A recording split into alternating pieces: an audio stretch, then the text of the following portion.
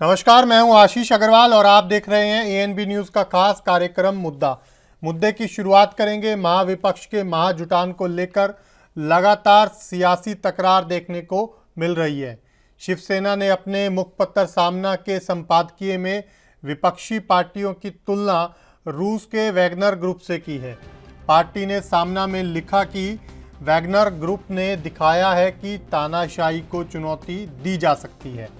Putin हो या मोदी, सभी को बगावत का सामना करना पड़ेगा। पटना में मोदी की सत्ता को चुनौती देने के लिए वैगनर ग्रुप एक साथ आया है। ये कोई भाड़े का समूह नहीं है, यह बहुत अहम है।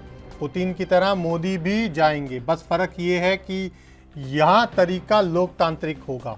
वहीं उद्धव ठाकरे गुट के सांसद और प्रवक्ता ने बीजेपी पर बड़ा हमला बोला है। संजय राउत ने कहा कि पुतिन एक तानाशाह हैं। वैगनर ने पुतिन की भाड़े की सेना माफ कीजिएगा, वैगनर को पुतिन ने भाड़े की सेना के तौर पर नियुक्त किया था। जब भाड़े की सेना पर शासन करने की बात आती है तो मामला उलट जाता है। महाराष्ट्र में भी भाड़े की सेना का राज है।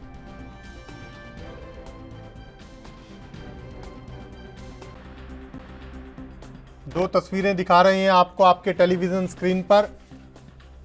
एक तस्वीर वो जिसमें महाविपक्षी दलों की ये बैठक आपको नजर आ रही है, तो दूसरी तस्वीरें रूस की जहां वैगनर ग्रुप ने बगावत की थी।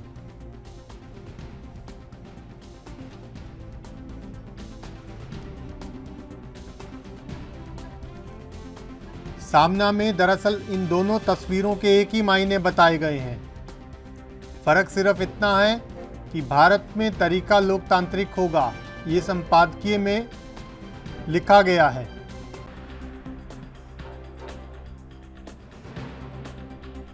श्रीमान उद्धव ठाकरे जी के अखबार का नाम है सामना, पर आदरणीय मोदी जी के सामने 2024 के चुनाव का सामना करने की न उनमें हिम्मत है न देश के समूचे विपक्ष में। शिवसेना ने सामना के माध्यम से जो बात कही है, मोदी सरकार को हटाने की बात जो कही है, वो बिल्कुल सही है। और पटना में जो विपक्षी दलों की एकजुटता दिखी है, उससे भाजपा परेशान है और यही कारण है कि उनके नेता उलूल जुलूल बयान दे रहे हैं। लेकिन सच यही है कि विपक्ष मिलकर मोदी सरकार को हटाएगा और यही आने वाले दिन में सच होने जा रहा है।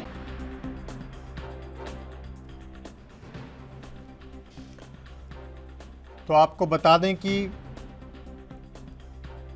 उद्धव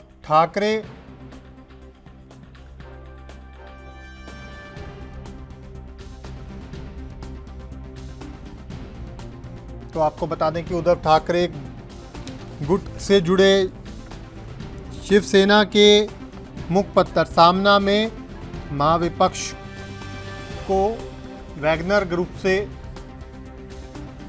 तुलना करते हुए दिखाया गया है।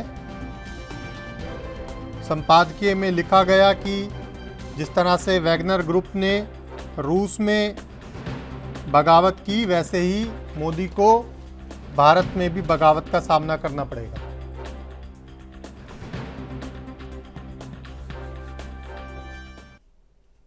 चलिए, इसी बड़े मुद्दे पर चर्चा के लिए तीन खास मेहमान हमारे साथ जुड़ गए हैं। सीधा उन्हीं के पास चलेंगे। हमारे साथ कांग्रेस नेता रतन तिवारी जुड़ गए हैं, हमारे साथ बीजेपी नेता मुकुंद लाल जुड़ गए हैं और हमारे साथ आरबी उपाध्याय साहब जुड़ गए हैं, वरिष्ठ पत्रकार और राजनीतिक विश्लेषक भी हैं।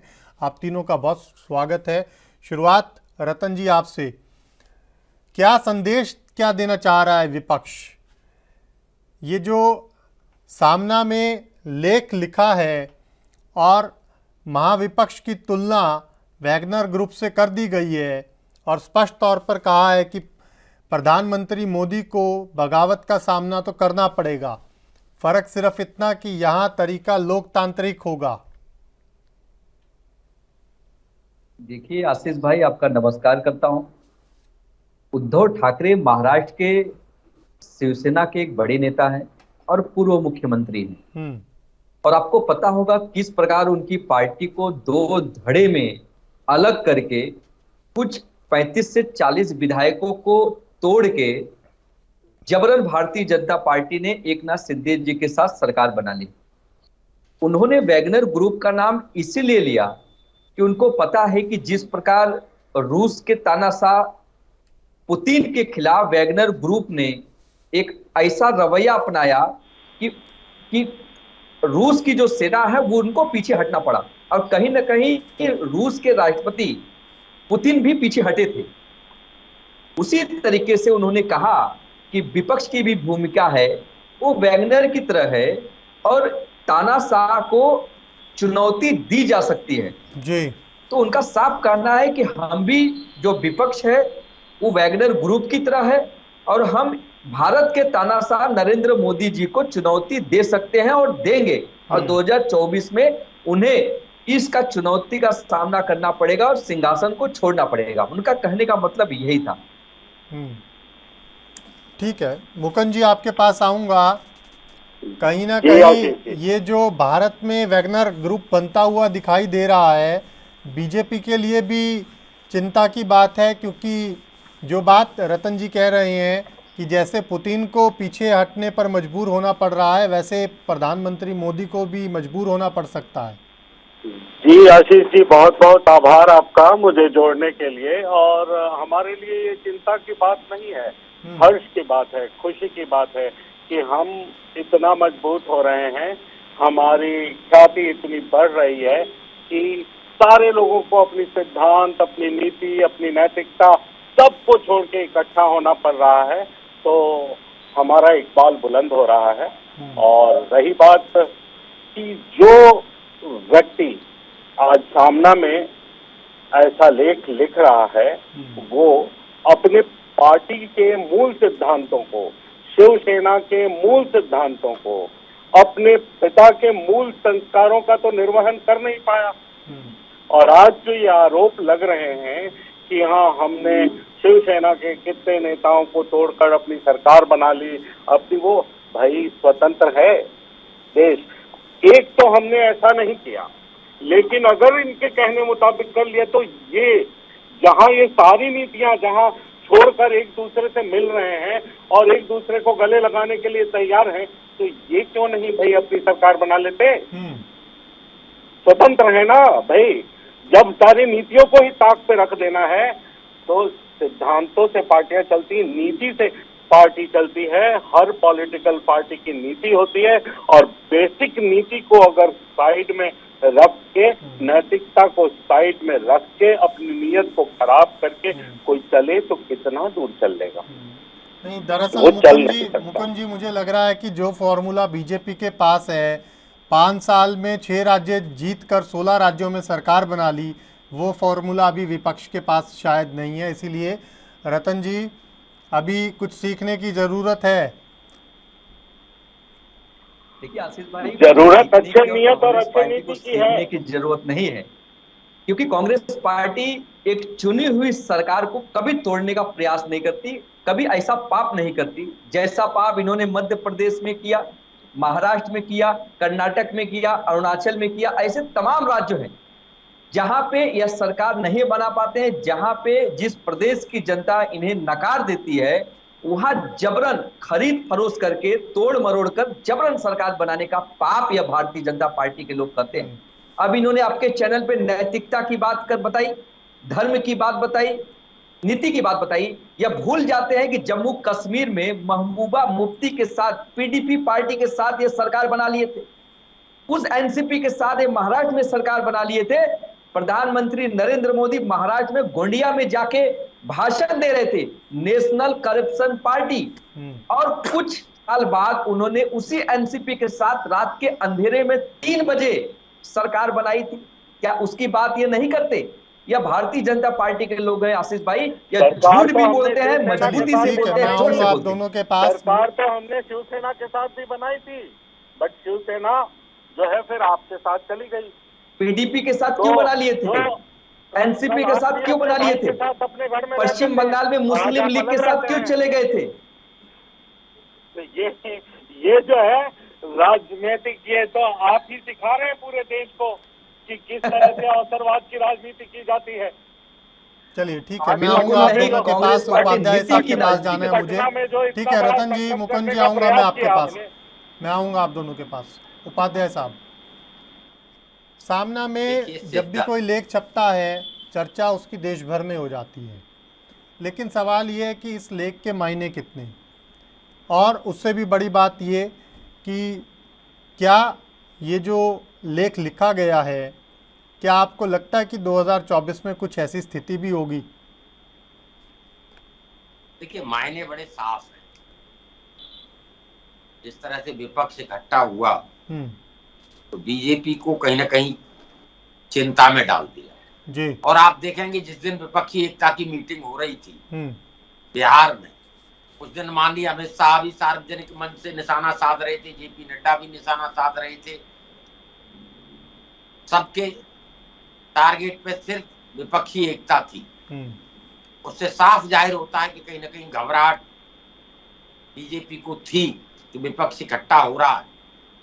तरह तरह से उसे परिभाषित किया माननीय अमित शाह ने भी, जेपी नड्डा ने भी, अन्य नेताओं ने, स्मृति ईरानी ने भी, बहुत सारे नाम हैं जी। सब टारगेट कर रहे थे उस दिन विपक्षी एकता। और जब से कर्नाटक में बीजेपी हारी है जी, कांग्रेस जीती है, उसके बाद कहीं ना कहीं विपक्ष का जो मनोबल है वो हाई है जी, और विपक्ष को लगने लगा है कि बीजेपी को हराया जा सकता है। जी, और उसी के बाद आप देखेंगे आरएसएस ने भी इस ओर अपने मुखपत्र में इशारा किया कि सिर्फ मोदी के नाम से और हिंदुत्व से काम चलने वाला नहीं है, 2024 नहीं जीत पाएंगे। तो ये वैगनार ग्रुप या विपक्षी नहीं कह रहा है, आरएसएस जो मातृ संगठन है बीजेपी का, उसने भी चिंता जाहिर की कर्नाटक के बाद। होने लगा कि न बजरंगबली चला, न हिंदुत्व चला और न मोदी जी चले। इतनी लंबी रैली की, इतना समय दिया, उसके बाद भी वहां हार गए। तो बहुत बड़ा मैसेज कर्नाटक की हार से निकल कर आया। विपक्ष में भी एक आशा की किरण जगी जी, कि भी माननीय मोदी जी अजेय नहीं है, उन्हें हराया जा सकता है। कांग्रेस ने जिस तरह से हिमाचल में और कर्नाटक में सत्ता में वापसी की है, उसके बाद एक उम्मीद की किरण जगी है। अब देखिए अपने अपने तरीके से ये कहते हैं कि भी सिद्धांत नहीं है, नैतिकता नहीं है। कौन बात कर रहा है सिद्धांत की और नैतिकता की? कहां है सिद्धांत? बीजेपी के पास सिद्धांत और नैतिकता है। सुप्रीम कोर्ट ने चिंता जाहिर की है, सुप्रीम कोर्ट ने बड़ा साफ कर दिया है, चाहे वो चुनाव आयुक्त का मामला हो और चाहे वो सरकार बनाने का मामला हो महाराष्ट्र में। तो नैतिकता और सिद्धांत कहां है? लेकिन बात नैतिकता की करते हैं, सिद्धांत की करते हैं जी। और ये बात बिल्कुल फैक्ट है कि विपक्ष अगर एक हो जाता है, बीजेपी के कैंडिडेट के खिलाफ एक कैंडिडेट उतारता है, तो हारना तय है। जो वोट बट जाता है वो बटेगा नहीं जी। लेकिन प्रश्न चिन्ह इस पर भी है कि भी एकता होगी या नहीं होगी। क्योंकि ममता जी आरोप लगा रही हैं कांग्रेस और लेफ्ट बंगाल में बीजेपी का साथ दे रहे हैं, तो बंगाल में भी खटाई में पड़ता दिख रहा है। आम आदमी पार्टी ने पहले ही प्रश्न खड़ा कर दिया है केजरीवाल ने जी, कि पहले अध्यादेश पे अपनी राय जाहिर करिए, उसके बाद हम एक होंगे। बिल्कुल। और वैसे भी विपक्षी एकता का अगर इतिहास देखा जाए तो इतिहास नहीं है। हम उत्तर प्रदेश की बात करें, समाजवादी पार्टी कांग्रेस का गठबंधन, समाजवादी पार्टी बीएसपी का गठबंधन कितने दिन चला। और आज जो विपक्ष की जो क्षेत्रीय पार्टियां वो चाहती हैं कांग्रेस कहीं चुनावी न लड़े। ममता जी चाहती हैं कि भी कांग्रेस तो वहां बंगाल में चुनाव न लड़े, केजरीवाल चाहते हैं कि भी दिल्ली में न लड़े, पंजाब में न लड़े। यानी क्षेत्रीय दल जिस तरीके से मांग रख रहे हैं तो आत्महत्या के बराबर है। क्या कांग्रेस अपने आप सरेंडर कर देगी? ये संभावना नहीं है। सीधे तौर पर सवाल ये है कि सीधे तौर पर अगर साफ शब्दों में कह दिया जाए तो कांग्रेस को मना रहे हैं या कांग्रेस को निपटा रहे हैं, ये भी सियासी सवाल है, प्रश्न चिन्ह है बड़ा। देखिए, क्षेत्रीय पार्टियों का वजूद है तो उन्होंने जो वोट बैंक हासिल किया है वो कांग्रेस का ही वोट बैंक था। अभी आप तेलंगाना में देखेंगे बीआरएस को झटका लगा है, 35 नेता कांग्रेस में आ गए जी। और ये हवा का रुख पहचानते हैं। जो लोकल पार्टी होती है, लोकल लीडर होते हैं, वो हवा का रुख देख लेते हैं कौन जीत रहा। और अब जो तेलंगाना में बीआरएस को झटका लगा है, 35 नेता कांग्रेस के साथ चले गए, ऐसा लग रहा है कि भी तेलंगाना में कांग्रेस जीत रही है। और ये मैं नहीं कह रहा, जो क्षेत्रीय नेता होते हैं जब वो पार्टी छोड़कर जिस पार्टी को ज्वाइन करते हैं तो उन्हें जमीनी हकीकत पता होती है। तो लग रहा है तेलंगाना की जमीनी हकीकत भी बीआरएस के साथ नहीं है, कांग्रेस के साथ है। इसी तरह के जो संकेत आ रहे हैं और इसीलिए देखिए बीजेपी हमेशा टारगेट राहुल गांधी और कांग्रेस को करती है। बीजेपी भी जानती है कि अगर कोई पार्टी है जो बदल सकती है 2024 में तो वो कांग्रेस है। ठीक है, मैं आऊंगा आपके पास एक बार। मुकुंद लाल जी, जो बात उपाध्याय साहब ने कही कि चिंता की तो बात है बीजेपी के लिए, ऐसे ही नहीं कि बिहार में बैठक हो रही थी और अमित शाह जी, नड्डा जी और पूरी बीजेपी लग गई बयानबाजी करने। अगर इतनी ही चिंता की बात नहीं है तो क्या ज़रूरत थी कि बीजेपी में चाणक्य कहे जाने वाले अमित शाह सीधे मंच से बोल रहे हैं? आशीष जी, एकता का कोई आधार नहीं है। आप आज कितना भी विपक्षी एकता शोर मचा लीजिए, बस उस एकता का पोल तो चंद मिनटों में ही खुल गया, जबकि अलग अलग डफली, अलग अलग राग।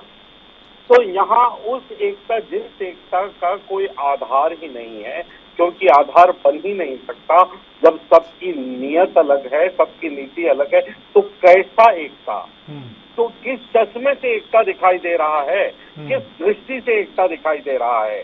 और एकता शब्द का प्रयोग करने वाले लोग पता नहीं किस पैमाने से उसको नाप रहे हैं।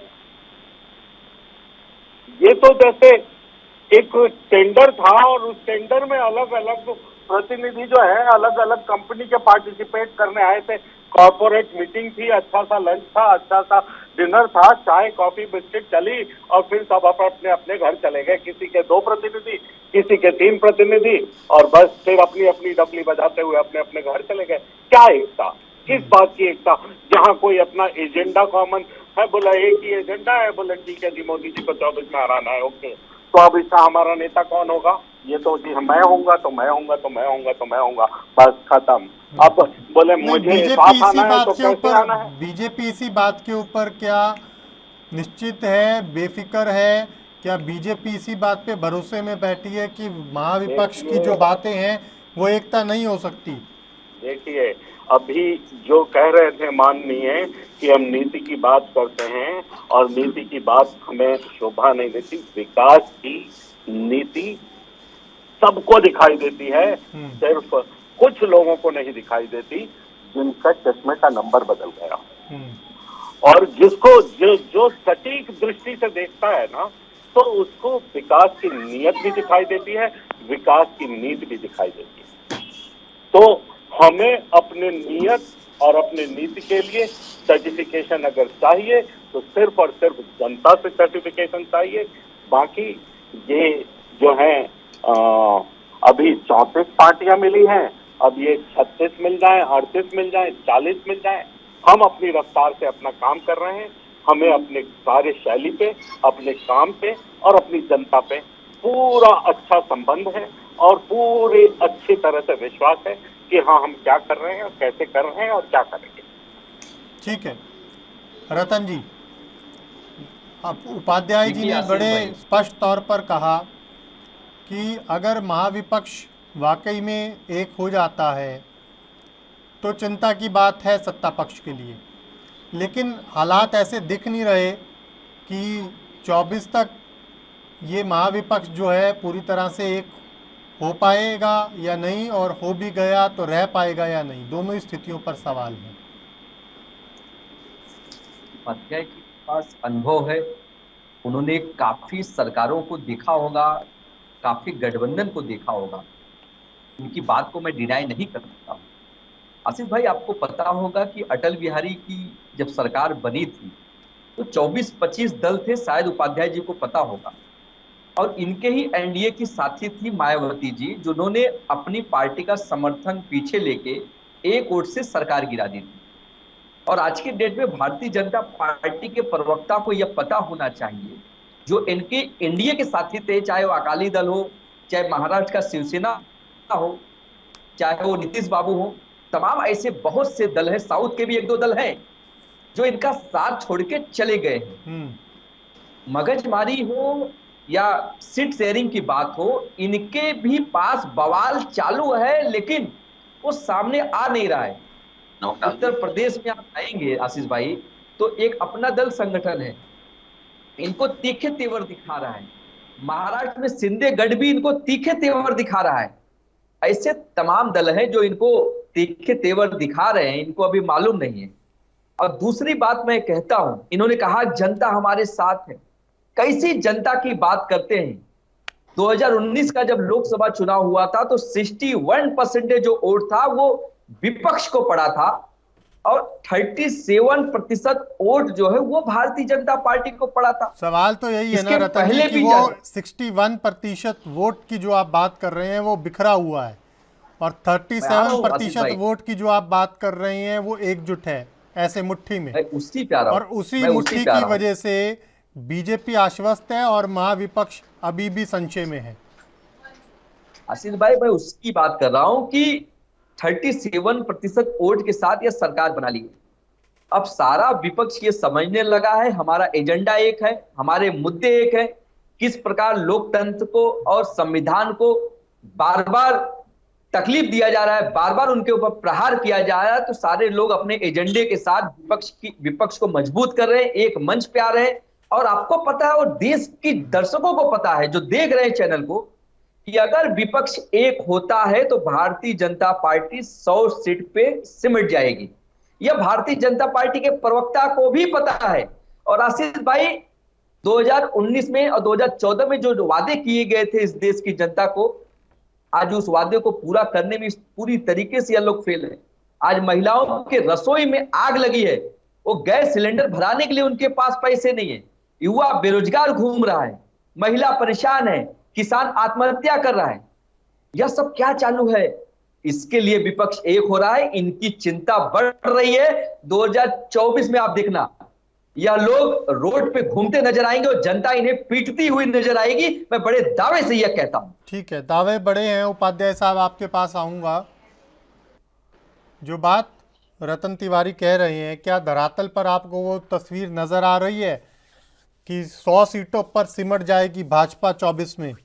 विपक्ष क्या ये करिश्मा करके दिखा पाएगा? देखिए, वक्त होता है आशीष जी, वक्त बदलता है और वक्त बदलने में देर नहीं लगती है।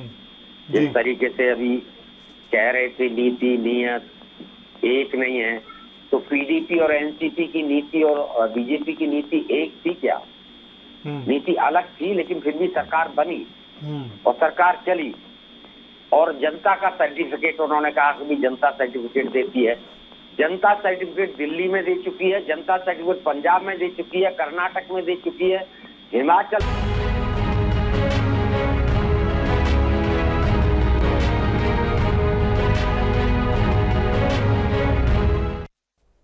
ब्रेक के बाद स्वागत है आपका। महाविपक्ष का महाजुटान क्या रंग लेकर आएगा, ये बड़ा सवाल अभी भी बना हुआ है।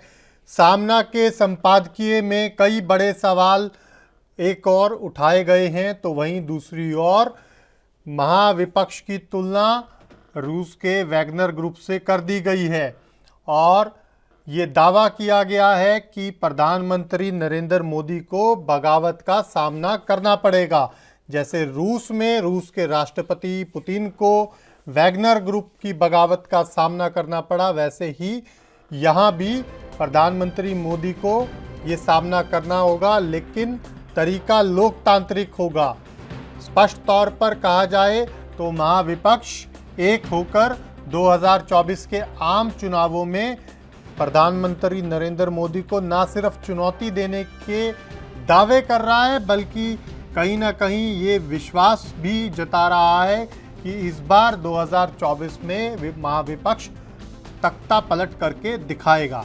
लेकिन जो स्थितियां राजनीतिक तौर पर चल रही हैं वो कई सवाल खड़े कर रही हैं, क्योंकि एक और जहां महाविपक्ष की बैठक वाले दिन ही आम आदमी पार्टी कांग्रेस से नाराज नजर आई, तो कल बंगाल में पश्चिम बंगाल की मुख्यमंत्री ममता बनर्जी ने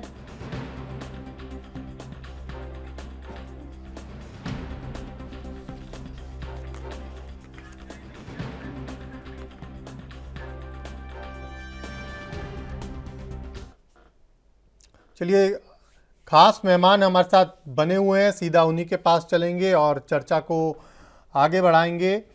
रतन जी, प्रधानमंत्री नरेंद्र मोदी अभी बोल रहे थे, आपने भी सुना, वो तो ये दावा कर रहे हैं कि मेरी सारी थकान मेरे 10 लाख कार्यकर्ताओं से मेरी मुलाकात करके उनसे बातचीत करके विदेश यात्रा की पूरी थकान मिट गई है। लेकिन सीधे तौर पर संकेत चुनाव के लिए तैयार रहने के थे। यही कह रहे थे प्रधानमंत्री मोदी कि एक एक घर जाइए, मिलिए, संवाद कीजिए और उनसे संपर्क में रहिए।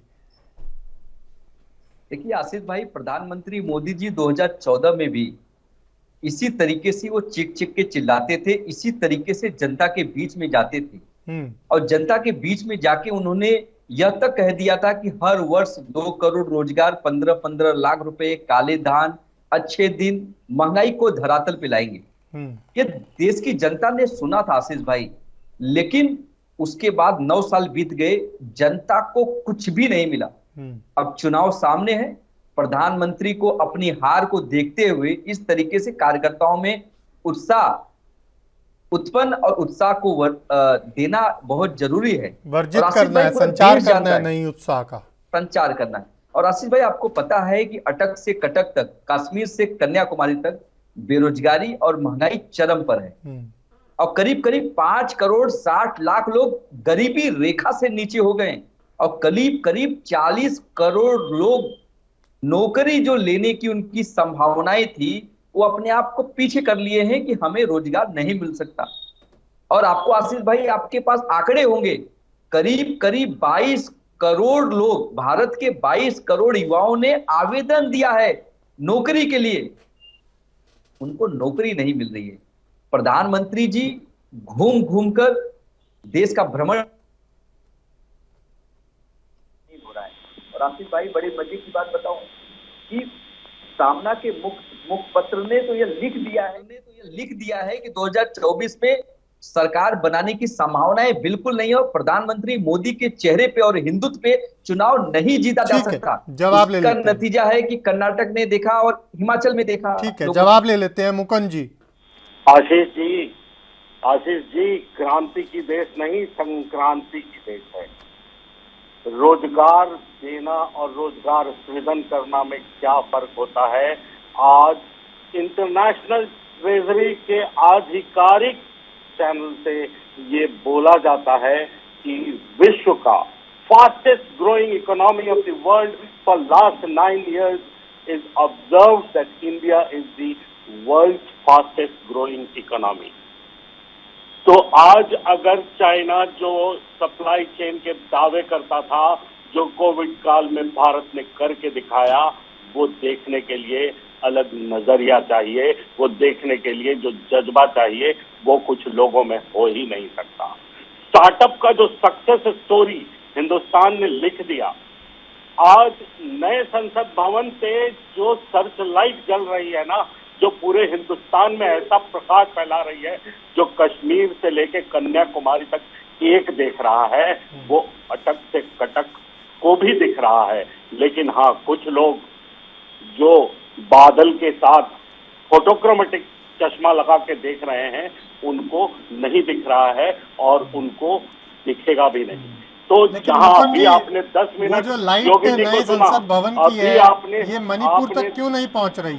आपने कर्नाटक क्यों नहीं योगी पहुंची? जी को सुना, आपने अभी 10 मिनट योगी जी को सुना, 1 मिनट भी किसी व्यक्ति, किसी विरोधी के बारे में बात थी क्या? सिर्फ और सिर्फ विकास की बात थी। तो रफ्तार जो है ना, जिस रफ्तार से चल रही है, जो गति है विकास की, वो अपने आप सब जगह पहुंच जाएगी सर। कहीं देर से पहुंचेगी तो कहीं शीघ्र पहुंच जाएगी, अपने आप पहुंच जाएगी सर। कई लोगों को नजर भी बदलना, आज सबसे बड़ा एग्जाम्पल, इतना गलत होने के बावजूद इस विश्व की सबसे बड़ी पार्टी में अगर सबसे ज्यादा लोग किसी पार्टी को छोड़कर आए हैं तो वो कांग्रेस पार्टी से छोड़ के आए हैं। ठीक है, तो उनको क्या दिख रहा है भाई? ठीक है तिवारी हम जी, तो लेके नहीं जा रहे हैं नजर झंडा कि आ बदलिए, जाओ भाई। नजारे बदल जाएंगे, बहुत यही अच्छी बात बता की रहे आसिफ हैं भाई ने। मुकुंद जी कि नजारे नजर बदल ठीक नहीं है जाएंगे, आपकी। नजारे बदल जाएंगे और नजरें भी बदल जाएंगी सर। ये एकता 19 का भी कयास था और 19 का भी प्रयास था और मुकद्दर आपके सामने है। तो यहाँ फिर 24 आएगा और 24 में भी फिर से इतिहास दोहराया जाएगा और बाकी अपने नजर से, अपने नजरिए से कोई कैसा भी देखना चाहे उसको स्वतंत्रता है, बिल्कुल देखें। बहुत अच्छा, बहुत अच्छा। देखिए अब आशीष भाई, इन्होंने कहा कि बहुत सारे लोग कांग्रेस पार्टी से भाजपा में आ गए। बहुत अच्छी बात इन्होंने की, क्योंकि यही भारतीय जनता पार्टी है जो कांग्रेस को कोसती थी, कांग्रेस के ऊपर भ्रष्टाचार का आरोप लगाती थी। लेकिन असम का जो मुख्यमंत्री है जिसके ऊपर ये भ्रष्टाचार के आरोप लगाते थे, उसी कांग्रेसी को उठा के असम का मुख्यमंत्री बना दिया। मणिपुर का जो कैबिनेट मंत्री था कांग्रेस का, जिसके ऊपर ये भ्रष्टाचार के आरोप लगाते थे, उसे भारतीय जनता पार्टी में लाके मणिपुर का सीएम बना दिए। तमाम ऐसे कांग्रेस के बड़े बड़े नेता हैं, चाहे नारायण राणे हो, सिंधिया साहब हो, तमाम जतिन प्रसाद हो, ऐसे लोगों को भारतीय जनता पार्टी में लाकर उन्हें केंद्र में मंत्री बना दिया। 50 से ज्यादा ऐसे सांसद हैं जिनको उन्होंने लाके सांसद बना दिया, विधायक बना दिया। तो ये कांग्रेस मुक्त भारत की बात करने वाले लोग कांग्रेस युक्त भाजपा बना के रख दिए हैं। और रही बात ये मणिपुर पे आपका सवाल था, मणिपुर पे इन्होंने एक शब्द नहीं कहा। उस मणिपुर राज्य ने जिनको इनको अभी कुछ महीने पहले सत्ता सौंपी है, वह मणिपुर जल रहा है। इनके केंद्रीय मंत्रियों के घर जलाए जा रहे हैं, कैबिनेट मंत्रियों के घर जलाए जा रहे हैं। अमित शाह जी की बैठक के बाद भी यह तांडव हो रहा है, उस पर प्रधानमंत्री जी एक शब्द नहीं बोलते, लेकिन कार्यकर्ताओं का उत्साह वर्जन करते हैं। भारतीय जनता पार्टी यह नहीं बताती भारत में बेरोजगारी है, महंगाई है, युवा परेशान है, किसान आत्महत्या कर रहा है, वह उस पर बात नहीं करते। यह सिर्फ किस प्रकार देश में हर राज्यों में इनकी सरकार बने, किस प्रकार देश की सत्ता में यह बने रहे, बस उसकी बात करते हैं। आपने आशीष भाई 9 सालों में देखा है कि किस प्रकार लोकतंत्र और संविधान को चकनाचूर करने का प्रयास किया जा रहा है, किस प्रकार जबरन सरकारें गिराई जा रही है। मुकुंद जी जवाब दीजिए। धन्यवाद आशीष जी। रही बात कि आज कांग्रेस से लाकर हमने लोगों को बनाया है या कांग्रेस से आए लोग सपेरे खाकर और हमारे पास वसुधैव कुटुंबकम को हम कहते नहीं हैं, हम जीते हैं और हमें उनमें जो अच्छाइयाँ दिखी और जिस लायक थे उनको वो कार्यभार दिया। बताइए कि ऐसा कौन सा जल है जिनके ऊपर आप छिड़क देते हैं? आपसे आप ये बताइए, हार्दिक पटेल को गुजरात में आप कड़ी पार और आतंकवादी कहते थे, क्यों आपने उसको विधायक बना दिया? यह बताइए कि ऐसा कौन सा जल है उसके ऊपर छिड़कते हो और पवित्र कर देते हो? संभालना आता तो आपका घर छोड़ कर लोग आते नहीं। तो हमारे पास ने सिखा सही नियत, सही नीति, भविष्य, देश का आर्थिक विकास, देश का वैश्विक व्यापारिक सभी तरह का विकास। ठीक है मुकुंद जी, रुक जाइए रतन जी, रुक जाइए, वक्त नहीं है मेरे पास। 30 सेकंड में फाइनल कमेंट चाहूंगा रतन जी आपका, जल्दी से। देखिए आशीष भाई, जिस प्रकार से विपक्ष एक हो रहा है, या भारतीय जनता पार्टी की बेचैनी बढ़ रही है। और मैं बड़े दावे के साथ कहता हूं कि आने वाले 4-5 राज्यों में जो विधानसभा चुनाव है वो हम जीतने जा रहे हैं, और उस चुनाव के बाद लोकसभा का चुनाव होगा। लोकसभा चुनाव में भारतीय जनता पार्टी को 100 सीट के अंदर रोक देंगे और एक अच्छी सरकार इस देश को देंगे। युवा जो बेरोजगार है उन्हें रोजगार दिया जाएगा, महंगाई को कम करेंगे। ऐसे तमाम हम जो वादे करेंगे वो पूरा करके दिखाएंगे। चलिए, बहुत शुक्रिया आप दोनों खास मेहमानों का हमारे साथ चर्चा में जुड़ने के लिए। तो अभी के लिए मेरे साथ इतना ही। आप देखते रहिए ANB न्यूज़। नमस्कार।